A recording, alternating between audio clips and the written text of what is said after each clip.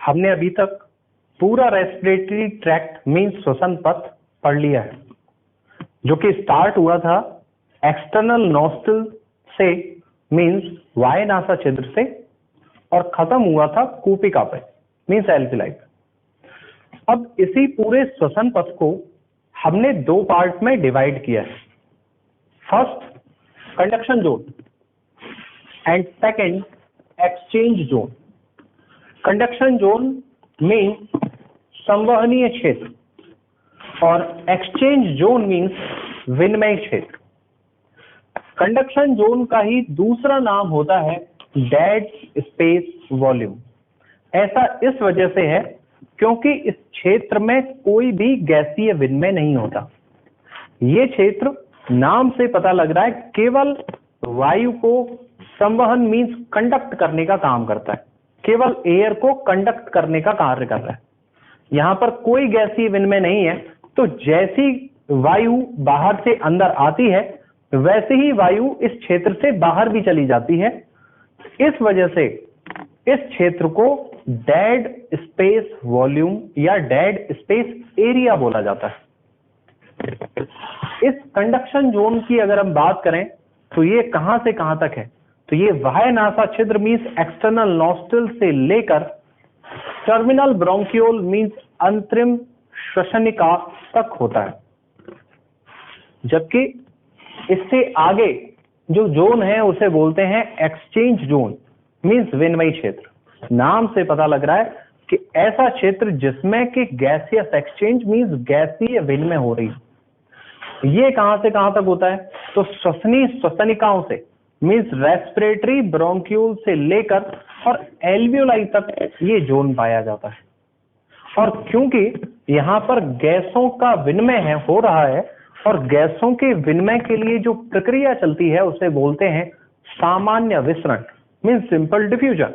और ऐसा एपिथेलियम जो डिफ्यूजन में काम करता है उसे बोलते हैं सरल सल्की उपकला। तो सरल सल्की उपकला यहाँ मीन्स एक्सचेंज जोन में पाया जाता है। जबकि कंडक्शन जोन क्योंकि यहाँ गैसीय विनिमय नहीं हो रहा, इस वजह से यहाँ सिंपल स्क्वेमस एपिथेलियम नहीं होता। तो फिर यहाँ पर कौन सा एपिथेलियम है, तो यहाँ पाया जाता है PSCCGE means pseudo stratified chelated columnar glandular epithelium. कूट स्तरित पक्षमावकीय स्तंभाकार ग्रंथिल उपकला, जो कि यहाँ पर बहुत सारे कार्य करता है। एनसीईआरटी में टोटल 4 फंक्शन इस कंडक्शन जोन के दे रखे हैं। पहला, ये एयर को फिल्टर करता है मीन्स हवा को शुद्ध करता है। कैसे? PSCCGE में जी वर्ड का मतलब है ग्लैंडुलर और ग्लैंडुलर मीन्स ग्रंथिल का मतलब है कि कुछ कोशिकाएं कुछ पदार्थों का स्त्रावण कर रही हैं। तो वो कौन सी कोशिकाएं हैं, वो हैं म्यूकस कोशिकाएं, जो कि स्लेस्मा मीन्स म्यूकस का स्त्रावण करती हैं। गोबलेट सेल भी जिन्हें बोलते हैं। वो म्यूकस बाहर से आने वाली वायु में उपस्थित धूल के कणों को ट्रैप कर लेगा मीन्स वो धूल के कण उस स्लेस्मा में चिपक जाएंगे, तो जो वायु बाहर से आ रही है उसको फिल्टर कर दिया जाएगा। ये तो हो गया फर्स्ट फंक्शन। अब आते हैं सेकंड फंक्शन पे। सेकंड फंक्शन जो इस कंडक्शन जोन का है वो है हवा के तापमान को शरीर के तापमान के बराबर लेके आना। कैसे? क्योंकि हमने पढ़ा था कॉन्का और टर्बाइनल जो कि अस्थियों के उभार थे। जब बाहर से आने वाली वायु इनसे टकराएगी तो टकराने की वजह से जो बाहर की वायु का तापमान है वो चेंज होगा और वो हमारे शरीर के तापमान के अनुसार हो जाएगी। साथ ही साथ क्योंकि स्पाइरल या घुमावदार पथ भी उन कॉन्का और टर्बाइनल की वजह से होता है, तो जब ये वायु कूपिका तक पहुंचेगी तब तक इसका तापमान हमारे शरीर के तापमान के अनुसार हो चुका होगा। तो सेकंड फंक्शन हो गया हवा के तापमान को शरीर के तापमान के अनुसार करना। अब आते हैं थर्ड फंक्शन पे। थर्ड फंक्शन है ह्यूमिडिफिकेशन मीन्स वायु को आर्द्र करना। क्यों हमें वायु को नमी देने की जरूरत पड़ रही है? ऐसा इस वजह से है क्योंकि एयर के कंडक्शन के लिए मॉइस्चर जरूरी होता है। अगर हम बाहर से एयर को यहां पर मॉइस्चर देकर नहीं भेजेंगे तो जब एयर बाहर आएगी एक्सपिरेशन के टाइम पर तो वो हमारे कूपिका की मॉइस्चर को खींच के बाहर ले आएगी और हमारी कूपिका पिचक जाएगी। इस वजह से हमें एयर को मॉइस्चर दे के अंदर भेजना पड़ेगा और वो काम ये कंडक्शन जोन करेगा, क्योंकि यहां पर म्यूकस को सीक्रेट करने वाली सेल्स पाई जाती हैं और म्यूकस नमी को बनाए रखेगा। तो थर्ड फंक्शन हो गया ह्यूमिडिफिकेशन। फोर्थ फंक्शन तो नाम से ही समझ में आ रहा है, कंडक्शन मीन्स कंडक्ट करना, संवहन करना। तो वायु को फेफड़ों तक पहुंचाने का कार्य भी ये जोन करता है, जिसका नाम है कंडक्शन जोन। तो हमने पढ़ा रेस्पिरेटरी ट्रैक्ट के दो part, first conduction zone and second exchange zone. अब आते हैं हम फेफड़ों पे। जब हमने ये टॉपिक स्टार्ट किया तो ह्यूमन रेस्पिरेटरी सिस्टम के हमने दो पार्ट किए, फर्स्ट रेस्पिरेटरी ट्रैक्ट जो हम पढ़ चुके हैं और दूसरा फेफड़े मींस लंग्स जो अब हम पढ़ने जा रहे हैं। हमारे अंदर लंग्स दो होते हैं, राइट और लेफ्ट, मींस हमारे अंदर लंग्स पेयर्ड हैं। दोनों में ही पालियां मींस लोब्स पाए जाते हैं। राइट में टोटल 3 लोब्स होते हैं, लेफ्ट में टोटल 2 लोब्स होते हैं। हमारे जो लंग्स हैं वो ठोस और स्पंजी होते हैं। ठोस मींस सॉलिड और स्पंजी का मतलब है जिनमें फैलने और सिकुड़ने की क्षमता हो, लेकिन ये स्वयं से फैलने और सिकुड़ नहीं सकते। स्वयं से फैलने और सिकुड़ नहीं सकते। क्यों? क्योंकि इनमें पेशियां नहीं पाई जाती। जैसे हमारा हार्ट है, हमारा हार्ट खुद से कॉन्ट्रैक्ट और रिलैक्स होता है, लेकिन ऐसा हमारे लंग्स नहीं कर सकते। हमारे लंग्स, क्योंकि हमारे लंग्स के अंदर मसल नहीं है, इस वजह से उनमें स्वयं से फैलने और सिकुड़ने की क्षमता नहीं पाई जाती। तो लंग्स फैलते सिकुड़ते हैं वो किसी दूसरी मसल की वजह से, वो हम आगे पढ़ेंगे। ठोस क्यों है? क्योंकि पूरा जो लंग्स हैं हमारे वो पूरे के पूरे भरे हुए हैं एल्विलाई से। मिलियंस ऑफ एल्विलाई पाई जाती हैं और इतने छोटे से लंग्स में इतनी सारी एल्विलाई होने की वजह से कोई भी सेंट्रल कैविटी नहीं होती, कोई केंद्रीय गुहा नहीं होती।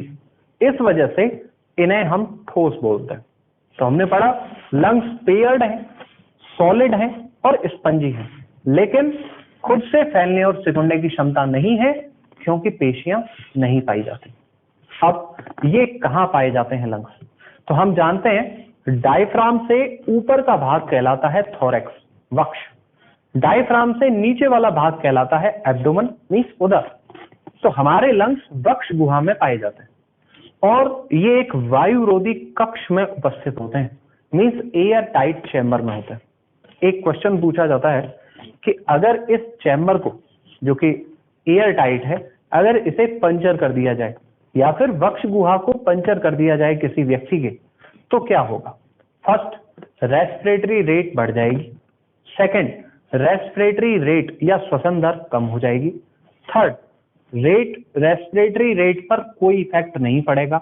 और फोर्थ, श्वसन बंद हो जाएगा और व्यक्ति की तुरंत मृत्यु हो जाएगी। तो आंसर जाएगा फोर्थ, श्वसन बंद हो जाएगा और व्यक्ति की तुरंत मृत्यु हो जाएगी। ऐसा क्यों? क्योंकि लंग्स जहां रखे हुए हैं वो एक एयर टाइट चैम्बर है और जैसे ही किसी व्यक्ति की उस गुहा को पंचर किया जाएगा, बाहर से जो वातावरणीय वायु है वो इस कक्ष में चली जाएगी और लंग्स के चारों तरफ इकट्ठी हो जाएगी।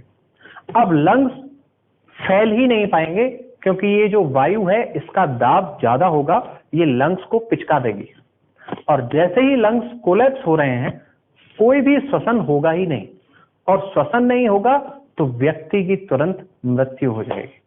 तो ये तो था इससे रिलेटेड एक क्वेश्चन। अब आते हैं लंग्स को कवर किए हुए एक मेम्ब्रेन होती है जिसकी 2 लेयर होती हैं। एक तो लंग्स से चिपकी हुई लेयर होती है, उसे बोलते हैं विसरल फ्लोरा, और एक हमारे वक्ष गुहा की लाइनिंग से जुड़ी हुई लेयर होती है, उसे बोलते हैं पैराइटल फ्लोरा। तो हमने पढ़ा लंग्स को कवर किए हुए 2 मेम्ब्रेन या डबल लेयर्ड मेम्ब्रेन पाई जाती हैं। एक कहलाती है पैराइटल प्लूरा और दूसरा कहला रहा है विसरल प्लूरा। ये लंग्स से चिपकी हुई है और ये हमारी थोरेसिक कैविटी की लाइनिंग से चिपकी हुई है। इन दोनों के बीच में ये जो स्पेस है इसे बोलते हैं प्लूरल कैविटी, मींस प्लूरल गुहा, और इसमें एक फ्लूइड पाया जाता है जिसे बोलते हैं प्लूरल फ्लूइड या प्लूरल द्रव। ये घर्षण को कम करने का कार्य करता है, मींस फ्रिक्शन को कम करने का कार्य करता है, क्योंकि लंग्स को फैलना है और सिकुड़ना है तो इन दो मेम्ब्रेन के बीच में फ्रिक्शन होगा, उस फ्रिक्शन को रिड्यूस करेगा ये फ्लूइड। अगर किसी संक्रमण की वजह से इस प्लूरल गुहा में ये द्रव्य बढ़ जाए, कभी कोई बैक्टीरिया का इन्फेक्शन हो जाएगा तो ये द्रव्य बढ़ जाएगा, और द्रव्य का आयतन बढ़ना ये कहलाता है प्लूरसी रोग। और इस रोग की वजह से व्यक्ति को सांस लेने में कठिनाई होगी। क्यों? क्योंकि जब इस फ्लूइड का वॉल्यूम बढ़ेगा तो फ्लूइड बढ़ने की वजह से इसके फैलने और सिकुड़ने में प्रॉब्लम आएगी, और उसकी वजह से पर्सन में सांस लेने में कठिनाई आ जाएगी। और इस कंडीशन को या इस सिम्टम को बोलते हैं डिस्निया, मीन्स सांस लेने में कठिनाई। तो ये इस रोग की वजह से होता है जिसे बोलते हैं प्लूरसी। अब हम पढ़ते हैं एनसीईआरटी में दिए हुए लंग्स से रिलेटेड कुछ पॉइंट्स के बारे में। सबसे पहला पॉइंट है कि अगर थोरेसिक कैविटी वॉल्यूम में कोई भी चेंज होता है तो वो पल्मोनरी वॉल्यूम में भी देखने को मिलता है। मीन्स वक्ष गुहा के आयतन में किया हुआ कोई भी बदलाव वो प्लूरल गुहा में भी देखने को मिलता है। ऐसा क्यों है? क्योंकि हमने पढ़ा था कि लंग्स जो कि डबल लेयर्ड मेम्ब्रेन से घिरा हुआ है, जिनका नाम था पैराइटल और विसरल प्लूरा, उनमें से पैराइटल प्लूरा इस वक्ष गुहा के आंतरिक आफ्टर मींस इनर लाइनिंग से जुड़ी हुई थी।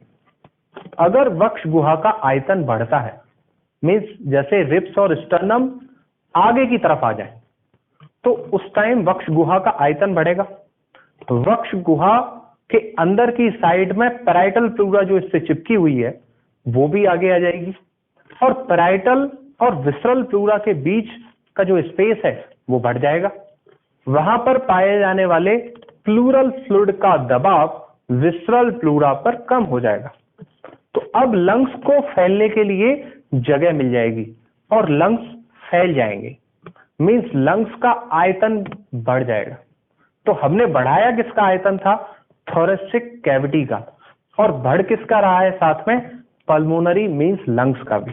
तो यही बोला गया है कि वक्ष गुहा के आयतन मींस अगर थोरेसिक कैविटी के वॉल्यूम में कोई भी चेंज आता है तो वो पल्मोनरी कैविटी मींस प्लूरल गुहा में भी देखने को मिलेगा। जैसे इसे ऐसे भी समझ सकते हैं कि अगर वक्ष गुहा का आयतन बढ़ता है तो पल्मोनरी वॉल्यूम मींस फुफ्फुसी आयतन भी बढ़ेगा, और अगर लंग्स का वॉल्यूम बढ़ रहा है तो लंग्स के अंदर एयर का प्रेशर, उसे बोलेंगे हम अंतरा फुफ्फुसीय दाब मींस इंट्रा पल्मोनरी प्रेशर, वो कम हो जाएगा। क्योंकि आयतन बढ़ेगा तो दाब कम हो जाएगा, प्रेशर कम हो जाएगा, इंट्रा पल्मोनरी प्रेशर। और जब दाब कम होगा तो बाहर एयर का प्रेशर है ज्यादा, लंग्स के अंदर एयर का प्रेशर है कम, तो एयर हाई प्रेशर से लो प्रेशर की तरफ आ जाएगी, और एयर का अंदर आना ये कहलाएगा इंस्पिरेशन मींस अंतः श्वसन।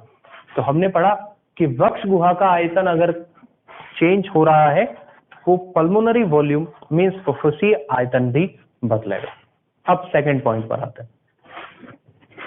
फेफड़ों का आयतन मींस हम लंग्स का वॉल्यूम डायरेक्टली चेंज नहीं कर सकते, मींस हम सीधे रूप से उसे नहीं बदल सकते। क्यों? आंसर है मसल एब्सेंट, मींस फेफड़ों में पेशियां नहीं पाई जाती, इस वजह से हम उसे सीधे मींस डायरेक्टली नहीं बदल सकते। सेकंड दे रखा है कि हम फेफड़ों का आयतन बदल सकते हैं, एक जगह कहा गया है कि हम सीधे नहीं बदल सकते, तो इसका मतलब हम बदल रहे हैं इनडायरेक्टली किसी दूसरे की वजह से, क्योंकि लंग्स में तो मसल होती नहीं है।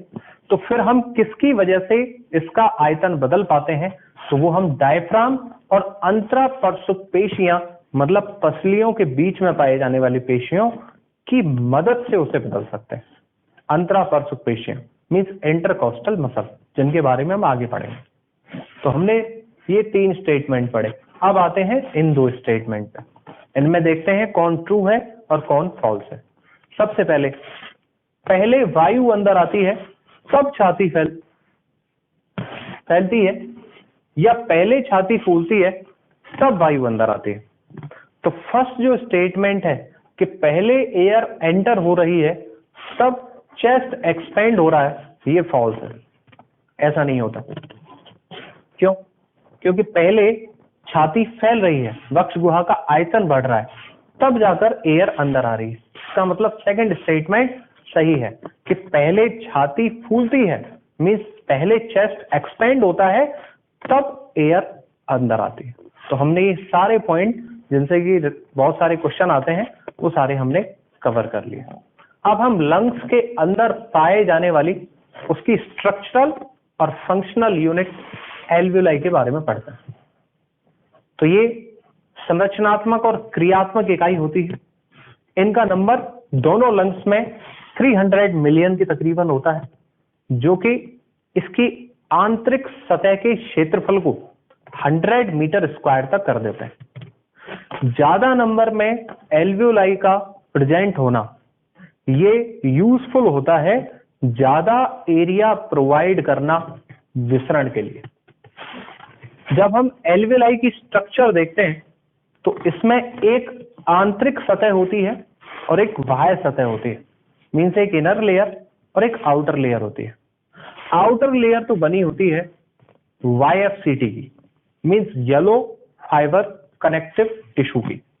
Yellow fibre connective tissue means पीला रेशेदार संयोजी ऊतक, क्योंकि एल्वियोलाई को फैलने और सिकुड़ने के लिए चाहिए इलास्टिसिटी, तो येलो फाइबर इलास्टिसिटी देता है। इस वजह से याद रखिएगा कि बाहर की साइड में यहां पर जो कनेक्टिव टिश्यू है वो है YFCT means yellow fibre connective tissue, जबकि अंदर की सतह पर ये जिस उपकला से लाइंड होती है उसे बोलते हैं सिंपल स्क्वेमस एपिथेलियम। पूछा जाए कि एल्वियोलाई इज कंपोज्ड ऑफ, या एल्वियोलाई बनी होती है, फर्स्ट दे रखा है सरल सल्की उपकला, सेकंड दे रखा है सरल घनाकार उपकला, थर्ड दे रखा है both of the above, and fourth दे रखा है सरल स्तंभाकार उपकला। तो आंसर जाएगा both of the above, means सरल सल्की प्लस सरल घनाकार उपकला। लेकिन अगर आपसे पूछा जाए कि एल्वियोलाई बनी होती है, फर्स्ट ऑप्शन में दे रखा है सरल सल्की उपकला, सेकंड है सरल घनाकार उपकला, थर्ड है सरल स्तंभाकार उपकला और फोर्थ है आपका कूट स्तरित उपकला, तो आंसर जाएगा सरल सल्की उपकला, क्योंकि कूपिका का सबसे ज्यादा जो पाया जाने वाला टिश्यू अंदर की साइड में है वो है सरल सल्की उपकला। बहुत कम प्रेजेंट होती हैं सरल घनाकार उपकला, सरल सल्की उपकला ही सबसे ज्यादा पाया जाता है। सरल सल्की उपकला की कोशिकाओं को बोलते हैं न्यूमोसाइट फर्स्ट, सरल घनाकार उपकला की कोशिकाओं को बोलते हैं न्यूमोसाइट सेकंड, और इन दोनों के फंक्शन अलग अलग होते हैं। जब हम सरल सल्की उपकला पढ़ते हैं तो उसके 2 ही फंक्शन होते हैं, या तो वो फिल्ट्रेशन में काम करता है या फिर वो डिफ्यूजन में काम करता है। नाम से ही पता लग रहा है कि यहां पर किससे काम करेगा, तो यहाँ डिफ्यूजन मींस गैसियस एक्सचेंज या गैसीय विसरण में काम करेगा। नेक्स्ट न्यूमोसाइट सेकंड, तो हम ये जानते हैं कि क्यूबॉइडल एपिथेलियम ये त्रावण उत्सर्जन मींस सीक्रेशन, एक्सक्रीशन और एब्जॉर्प्शन में हेल्प करता है। यहां पर किसी पदार्थ को ये स्त्रावित कर रहा है, उस पदार्थ का नाम है लेसिथिन। लेसिथिन क्या होता है? लेसिथिन एक फॉस्फोलिपिड होता है, ये काम करता है एक सर्फेक्टेंट की तरह। सरफेक्टेंट वो पदार्थ होते हैं जो कि किसी भी सतह पर सरफेस टेंशन मींस पृष्ठ तनाव को कम करने का कार्य करते हैं। तो ये पृष्ठ तनाव को कम करके लेसिथिन कूपिका को पिचकने से बचाता है। तो हमने पढ़ा एल्विलाई 2 लेयर से मिलकर बनी है, आंतरिक लेयर न्यूमोसाइट फर्स्ट या सिंपल स्क्वेमस एपिथेलियम की और बाहरी लेयर वायरसीटी की। एल्विलाई के चारों तरफ पाए जाने वाली जो कैपिलरी है उसे बोलते हैं एल्वियोलर कैपिलरी, क्योंकि हार्ट से ब्लड आ रहा है लंग्स पे ऑक्सीजनेशन मींस ऑक्सीकरण के लिए। तो ऑक्सीजनेशन के लिए यहाँ जो ब्लड आएगा वो डीऑक्सीजनेटेड होगा और जब यहाँ से जब ये वापस जाएगा तो ये ऑक्सीजनेटेड हो जाएगा। तो ये था एल्वियोलाई के बारे में। लंग्स के बाद अब हम पढ़ते हैं next topic, thoracic cage means वक्षीय कटहरा। कटहरा या केज से मतलब होता है पिंजड़ा, जो कि चारों तरफ से घेरा हुआ रहता है। यहाँ हमारी वक्ष गुहा में भी एक पिंजड़े जैसी स्ट्रक्चर पाई जाती है, जो कि आगे की तरफ, पीछे की तरफ, ऊपर, नीचे और पार्श्व की तरफ से कुछ संरचनाओं द्वारा घिरी हुई रहती है। अब हम उन सभी संरचनाओं को पढ़ेंगे जो इसकी बाउंड्रीज बनाने का काम करते हैं। हमने ये जो डायग्राम बनाया है, ये डायग्राम हमने साइड में से बनाया है। हमारे अगर हम देखें तो पीछे की साइड में वर्टिब्रल कॉलम है, आगे की साइड में स्टर्नम है, साइड में रिब्स है, ऊपर की साइड में क्लैविकल और नेक है, नीचे की साइड में डायफ्राम है। इसी तरीके से ये केज का फॉर्मेशन होता है। अब हम पढ़ते हैं केज की कौन कौन सी बाउंड्रीज, कौन कौन सी स्ट्रक्चर बना रही है। आगे की साइड देखें तो आगे मींस वेंट्रल साइड में स्टर्नम और रिब्स ये मिलकर इसकी बाउंड्री बनाते हैं। तो आगे मींस वेंट्रल बाउंड्री बनाई स्टर्नम ने और इनसे जुड़ी हुई रिब्स ने। पीछे की बाउंड्री अगर हम देखें तो पीछे की साइड में है वर्टिब्रल कॉलम और उससे जुड़ी हुई है रिब्स। तो पीछे की बाउंड्री बनाती है कशेरुक दंड एवं पसलियां मींस पीछे डॉर्सल। अब आते हैं पार्श्व में। पार्श्व में जो पसलियां हैं वो इसकी बाउंड्री बना रही है, मींस लैटरल बाउंड्री बनाने का काम करती हैं पसलियां। अब ऊपर और नीचे की बाउंड्री देखते हैं। ऊपर इसे हमने यहां पर एंटीरियर या अग्र सतह बोला है। ऊपर में क्लैविकल जो कि बोन है, अस्थि है, और नेक ये मिलकर बनाते हैं अग्र सतह की बाउंड्री, और निचली वाली जो सतह है पश्च उसको बनाने का काम करता है डायफ्राम।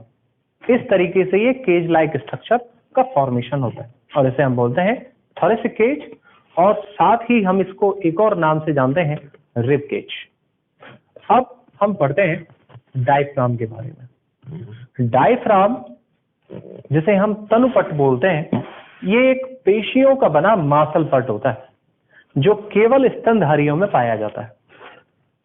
ये हमारे गुहा को, या हम बोल सकते हैं हमारी देह गुहा को, 2 भाग में विभाजित करता है। इसने 2 पार्ट में जो डिवाइड किया है इस कैविटी को, ऊपर वाले पार्ट को बोलते हैं थोरैक्स मींस वक्ष, निचले वाले पार्ट को बोलते हैं एब्डोमेन मींस उदर, और इसी से रिलेटेड गुहा को बोलते हैं थोरेसिक कैविटी एंड इसे बोलते हैं एब्डोमिनल कैविटी। डायफ्राम का जो नॉर्मल शेप है वो डोम शेप मींस ये गुंबद के आकार का होता है, और यहाँ पर जो पेशियां पाई जाती हैं उन्हें बोलते हैं रेडियल मसल या अरीय पेशियां। जब ये पेशियां संकुचित होती हैं तो डायफ्राम का संकुचन होता है, और डायफ्राम के संकुचन से डायफ्राम गुंबद से चपटे आकार का हो जाता है। अगर डायफ्राम गुंबद से चपटे आकार का होगा तो थोरेसिक कैविटी वॉल्यूम बढ़ जाएगा मींस वक्ष गुहा का आयतन बढ़ जाएगा।